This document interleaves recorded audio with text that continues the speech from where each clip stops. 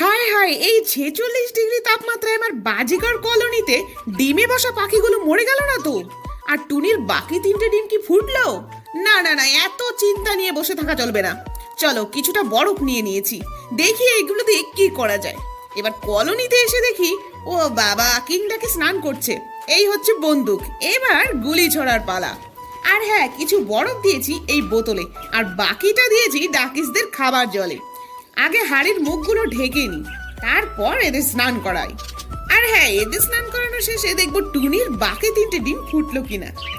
আরে আরে, এত ছটফট করছিস কেন? স্নান করে নি, দেখবি আরাম পাবি। এই দেখো, না গো, ফোটেনি। বাকি আপডেট আসবে কাল। আর এদের স্নান করাতে করাতে ভাই আমি ঘেমে নিয়ে গেছি। টুনির বেবিদের জন্য একটা লাইক তো বানতা হেই বস। আর আজকে শাউট আউট মাইশা, সন্দীপ, প্রিয়াংশু, হেনা, শামিম শেখ। তো সবাই